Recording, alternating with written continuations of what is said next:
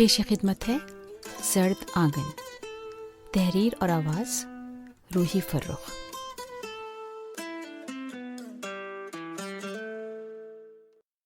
19واں باب۔ بالآخر بلی تھیلے سے باہر آ ہی گئی تھی۔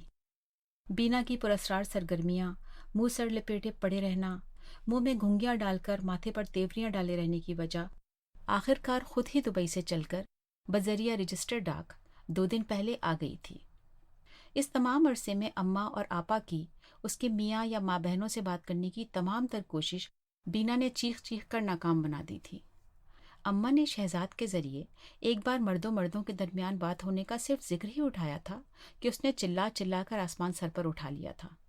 گھر والوں کے اس کے میاں کے قدموں میں جا کر گر جانے اور بہنوں کے منت سماجت کرنے جیسے تانے تشنوں کے بعد اس نے غراتی ہوئی آواز میں ان کی طرف دیکھ کر کہا تھا، میں بینا ہوں، مجھے امبر آپی مت سمجھنا۔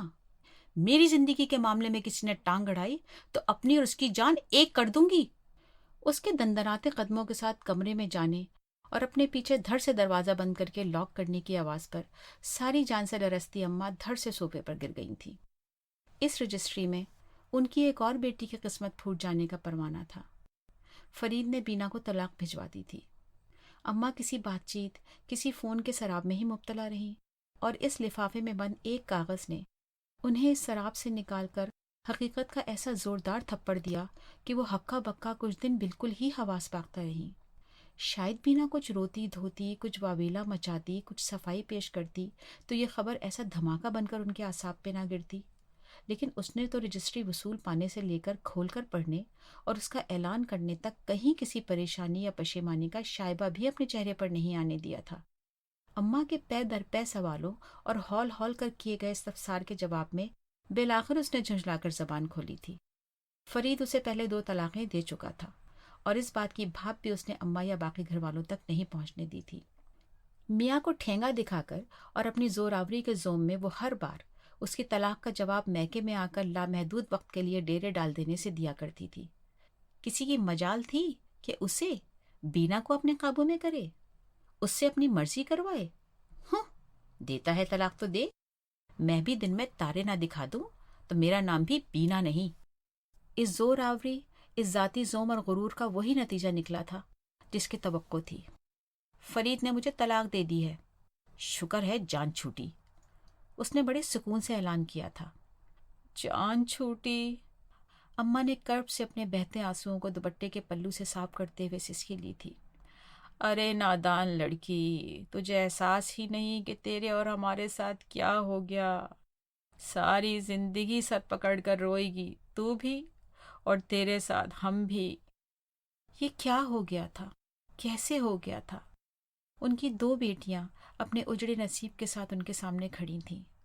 انہوں نے تو اپنی دانست میں اچھی بھلی تربیت کی تھی، ہتھیلی کے چھالے کی طرح سنبھال سنبھال کر پالا تھا، نظروں کے حصار میں جوان کیا تھا، دیکھ بھال کر چھان پھٹک کر شادیاں کی تھیں، تو پھر یہ سب کیسے ہو گیا تھا؟ مانا کہ قسمت اور نصیبوں پر کسی تربیت، کسی حصار کا بس نہیں چلتا، لیکن کم از کم اتنا تو پتہ چلے کہ وہی کیوں؟ وہ ایک طلاق یافتہ بیٹی کو پہلے رو چکی تھی، لیکن اس بار کا رونا بہت درد انگیز تھا۔ کم از کم پہلی بیٹی کو اپنی زندگی اور نصیب کے اجڑ جانے کا احساس تو تھا، وہ پریشان تو تھی، پشیمان تو تھی، اور سب سے بڑی بات کہ ایک طلاق یافتہ بیٹی کو جیسا مسکین اور مظلوم ہونا چاہیے ویسی تو تھی۔ لیکن بینا، اس دبنگ کے بقول تو اس کی جان چھوٹی تھی۔ اماں کو آج پہلی بار امبر کے اس گھر میں بننے والی درگت اور اس سے ہونے والے ناروا سلوک کا شدت سے احساس ہوا۔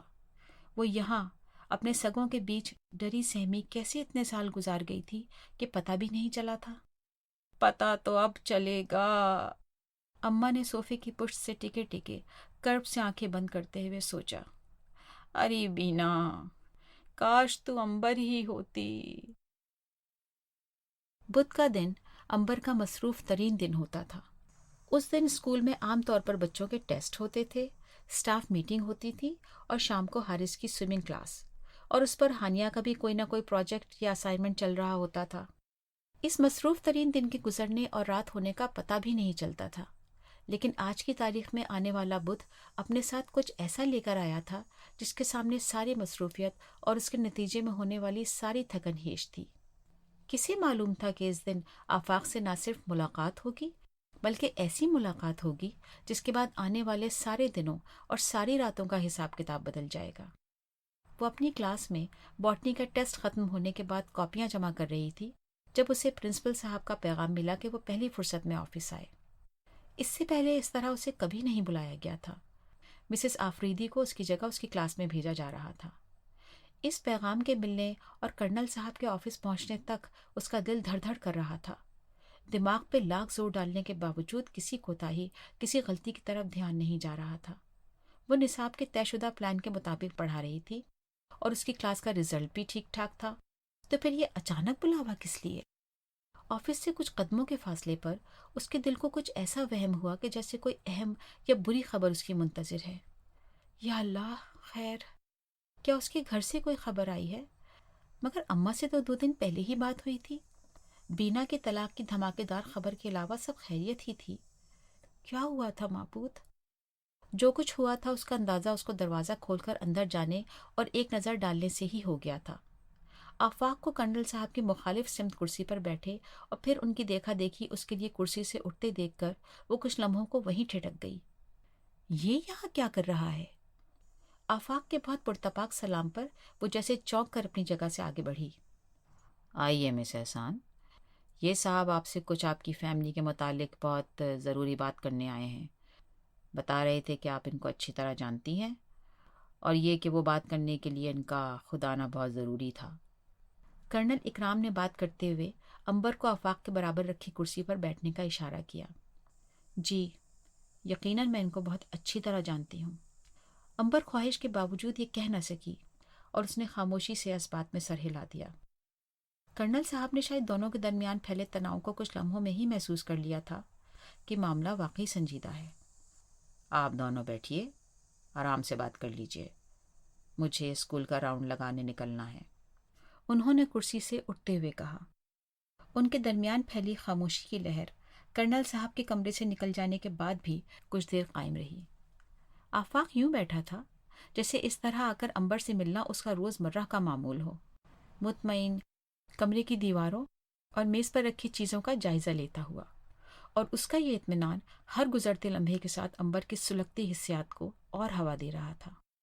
بالآخر امبر نے آفاق کی طرف رخ کر کے بھیچی ہوئی آواز میں پوچھا، کیوں آئے ہو تم یہاں؟ اس نے آج پہلی بار آفاق کو تم کہہ کر مخاطب کیا تھا، جسے آفاق نے نہایت ڈھٹائی سے ہضم کر لیا۔ اور کہاں جاتا؟ تمہارے گھر؟ اس نے اب امبر کا ہی لب و لہجہ اسے لوٹاتے ہوئے چپتی ہوئی آواز میں کہا۔ مگر تمہارے گھر کے دروازے مجھ پر کیوں کھلے ہوں گے؟ وہاں تو صرف تمہارا یار آ سکتا ہے، قورمہ بریانی کھانے۔ آفاق کے اس جملے نے امبر کے ہر شک، ہر اندیشے کو غلط ثابت کر دیا۔ آفاق یہاں اس لیے آیا ہے؟ اس کا تو اسے دور دور تک گمان نہیں تھا۔ اس کی آنکھوں میں گھلی حیرت کا لطف لیتے ہوئے آفاق کے چہرے پر ایک کمینی مسکراہٹ پھیل گئی۔ تمہارا خیال تھا کہ تم گل چھڑے اڑاؤ گی اور ہمیں خبر بھی نہ ہوگی؟ آفاق کی اس گھٹیا بات پر امبر نے نفرت سے اس کی طرف دیکھا۔ زبان سنبھال کر بات کرو، اس نے دبی دبی مگر سرد آواز میں کہا۔ اچھا، آپ نے تو بڑی اپنی عزت سنبھال کر رکھی ہوئی ہے، جو میں اپنی چیزیں سنبھالتا پھروں۔ بے حیا، بے غیرت عورت، شکر کرو کہ میں یہاں آ گیا ہوں بات کرنے، ورنہ تمہارا گھر کھوج نکالنا بھی کوئی مشکل کام نہیں تھا۔ تمہیں بچوں کے سامنے تماشا بنانے اور بے عزت ہونے سے بچا لیا ہے میں نے، لیکن اگر اب بھی تم نے اپنی تنفن نہیں چھوڑی تو پھر مجھ سے بھی شرافت کی امید مت رکھنا۔ آفاق نے زہر اگلا۔ امبر کا دماغ معاوف ہو رہا تھا۔ وہ نوکری پر تھی، اسے جلد از جلد اپنی کلاس میں واپس جانا تھا۔ کرنل صاحب کسی بھی وقت واپس آ سکتے تھے، اور جو انکشاف اس پر ہوا تھا اس کے دھچکے سے بھی سنبھلنے اور برداشت کرنے کا وقت نہ اسے ملا تھا، نہ وہ اس کی متحمل ہو سکتی تھی۔ یہ شخص یہاں اسے جو ذہنی اذیت اور ہزیمت پہنچانے آیا تھا وہ صاف عیاں تھا۔ میرے پاس اس ساری بکواس کا جواب دینے کا نہ وقت ہے نہ موقع۔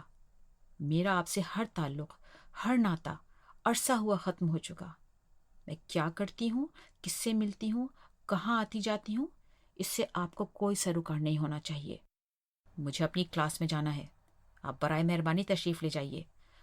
امبر نے اپنی دانست میں بات ختم کرتے ہوئے کرسی سے اٹھنے کی کوشش کی، जिस पर आफाक ने तीर की तरह झपट कर उसके दोनों बाजू जकड़े और उसे दोबारा जबरदस्ती कुर्सी पर बिठा दिया।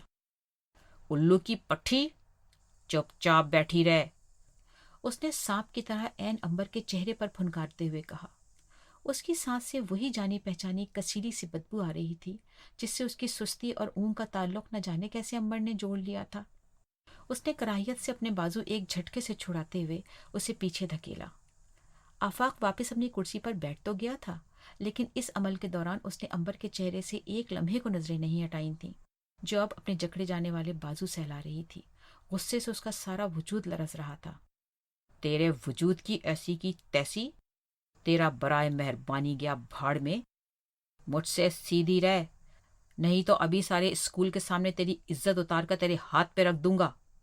यकीनन आज वो बदतमीजी की सारी हदें पार करने आया था। तुम चाहते क्या हो आखिर? अंबर के हलक में अब बेइज्जती और हतक के एहसास के गोले फंसने लगे थे। उसके बाजू दुख रहे थे और सर में धमक हो रही थी। इस बदतमीज खाली दामा शख्स की खिसियाहट, आसाबी तनाव और कममाइगी से हर तरह की उम्मीद रखी जा सकती थी। बेहतर था कि इसको मजीद भड़कने का मौका न दिया जाता। अंबर ने अपने लबो लहजे को हत्तल इम्कान धीमा किया। हाँ, अब आई ना लाइन पर।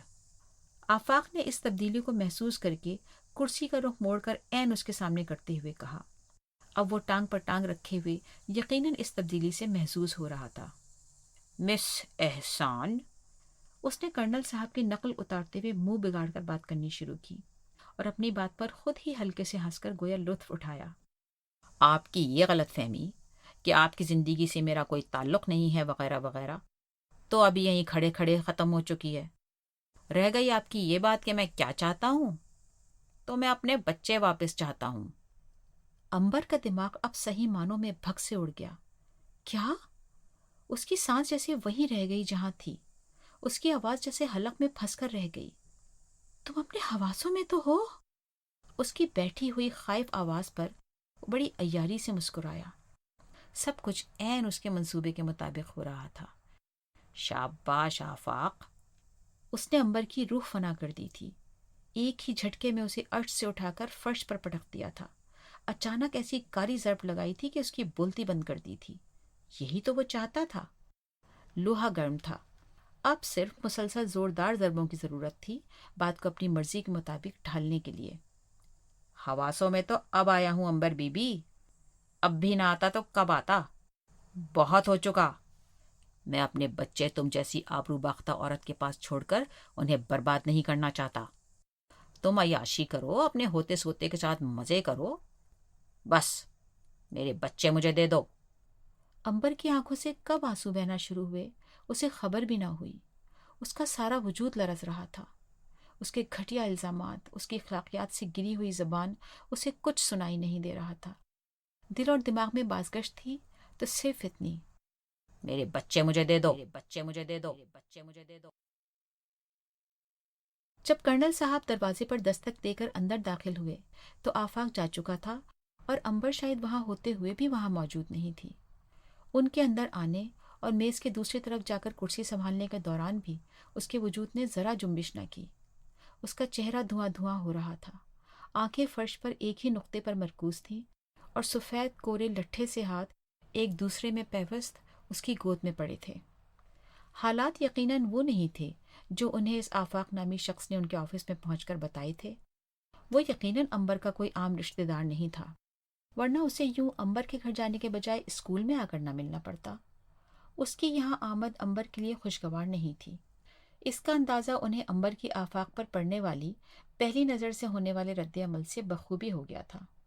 इस शख्स का अंबर की ज़िंदगी से कोई बहुत गहरा ताल्लुक़ था और यह ताल्लुक़ मुसद्दक़ा तौर पर खुशगवार और पसंदीदा नहीं बल्कि बेहद दर्द और दुख पहुँचाने वाला था। वो जो भी बात अंबर से करने आया था वो भी यकीनन दुख और तकलीफ़ पहुँचाने वाली थी, जिसका अंदाज़ा उन्हें इस वक्त अंबर को देखने से हो रहा था जो उनके सामने बुत बनी बैठी थी। उन्होंने स्कूल राउंड पर मामूल से ज़्यादा वक्त इसीलिए लगाया था कि इन दोनों को बात करने के लिए मुनासिब वक्त मिल जाए, मगर अब कुछ ऐसा लग रहा था कि गोया बात वक्त से पहले ही ख़त्म हो चुकी थी। उन्होंने तासुब से एक नज़र फिर इस गुमसुम हारे हुए जुआरी की तरह बैठी औरत पर डाली जिससे उनकी मुलाकात बहुत कम हुई थी, لیکن جب بھی ہوئی تھی ایک اچھا تاثر چھوڑ گئی تھی۔ ان کا اپنے اسکول سٹاف سے ہمیشہ جو ایک اندیکھا فاصلہ رہتا تھا وہ امبر سے بھی تھا۔ اسکول کی چار دیواری سے باہر کسی کی زندگی میں کیا ہو رہا تھا یا ہو رہا ہے انہیں اس سے کبھی سروکار نہیں رہا تھا۔ پچھلے دنوں ہونے والی اسٹاف پکنک میں انہیں پہلی بار اس خاموش لیے دیے رہنے والی ٹیچر کے بارے میں اپنی بیگم کے ساتھ بیٹھے ہونے اور ان کے ہونے والی گفتگو کان میں پڑنے کی وجہ سے کچھ تفصیلی پتہ چلا تھا۔ یقیناً یہ لڑکی اکیلی اپنے 2 بچوں کو پروں میں سمیٹے سندھ کے اس چھوٹے سے شہر میں عام حالات کی وجہ سے آ کر تو نہیں بس گئی تھی۔ کچھ تھا جو وہ اپنے پہلو میں چھپائی پھرتی تھی، کوئی درد، کوئی ناسور، کوئی زخم۔ آج وہ زخم پھر کھل گیا تھا شاید۔ مس احسان، ان کی تیسری قدرے بلند آواز پر امبر نے یوں چونک کر ان کی طرف دیکھا جیسے کسی بھیانک خواب سے ہڑبڑا کر جاگی ہو۔ اپنے اطراف نظر ڈالتے ہی وہ جیسے کسی گہرے خواب سے حواسوں میں واپس آتے ہوئے گھبرا کر کھڑی ہو گئی تھی۔ انہیں ایک دم اس پر بے انتہا ترس آیا۔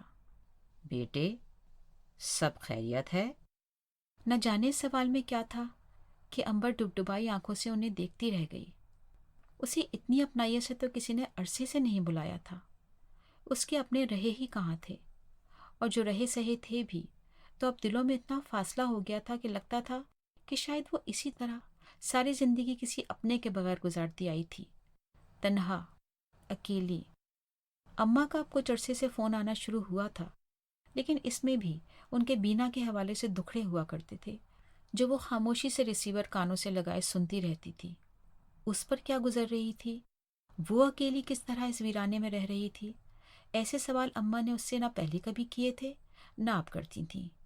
ان کی تان بھائی کرو جو دل چاہے، اپنی مرضی کی مالک ہو جیسے تانے پر آ کر ٹوٹ جاتی تھی، اور اللہ اللہ خیر صلاح۔ کیسی جھجک، کیسا فاصلہ آ گیا تھا اس کے اور اس کی ماں کے درمیان کہ اپنا درد دل میں دبائے وہ سب ٹھیک ہے کہ اداکاری کیے جاتی۔ لیکن کرنل صاحب کے اس اپنائیت بھرے سوال نے اس کی اس اداکاری میں شگاف ڈال دیا تھا۔ وہ دھیرے سے دوبارہ کرسی پر بیٹھتے ہوئے سسک پڑی اور کرنل صاحب نے اسے سسکنے دیا۔